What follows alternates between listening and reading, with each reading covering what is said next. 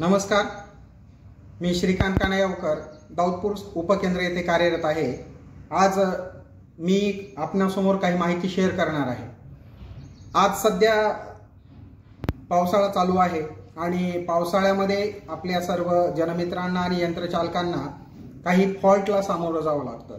आपला विद्युत पुरवठा सुरळीत करण्यासाठी आपण प्रयत्नरत असतो, परंतु त्यामध्ये काही फॉल्ट अशा प्रकारचे असतात जे आपल्याला लवकर क्लिअर करता येत नाही किंवा ते दुरुस्त करता येत नाही। त्यामध्ये आपल्या वाहिनीला वेगवेगळ्या प्रकारचे इन्सुलेटर वापरलेले असतात आणि त्या इन्सुलेटर वापरत असताना आपल्याला हे अशा टाइपचे काही इन्सुलेटर पाहायला मिळतात। याला डिस्क इन्सुलेटर म्हणतात, पॉलिमर डिस्क इन्सुलेटर।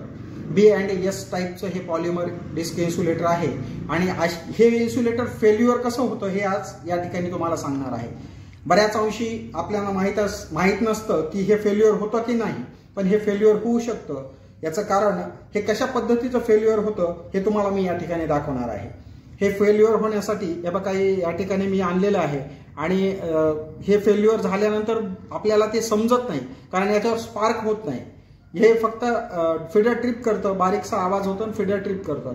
हे यामध्ये अशा प्रकारे या ठिकाणी छिद्र पडलेलं आहे त्याला, त्याच्यानंतर या ठिकाणी पण छिद्र पडलेलं आहे, त्याच्यानंतर या ठिकाणी सुद्धा हे छिद्र पडलेलं आहे आणि अशा ठिकाणी हे इन्सुलेटर होतं की जे पोलवर असल्यामुळे आपल्याला प्रत्यक्ष त्या इन्सुलेटर पर्यंत पोहोचल्यानंतरच हे समजतं की आपल्याला हे फेल झालंय का नाही। ते सहजासहजी याचा कळत सुद्धा नाही, खालून पाहिल्यानंतर आपल्याला दिसत सुद्धा नाही फेल्युअर झालेलं। म्हणून काही आपल्या जनमित्रांना आणि यंत्रचालकांना अशा प्रकारच्या फॉल्टला सामोरं जावं लागू शकतं आणि आमच्या उपकेंद्राच्या अंतर्गत एका वाहिनीवर हे या ठिकाणी अशा प्रकारचा फॉल्ट आम्हाला सापडला आणि त्यामुळं मी आपल्या सर्वांना ही माहिती शेअर करावीशी म्हणून हा व्हिडिओ करत आहे।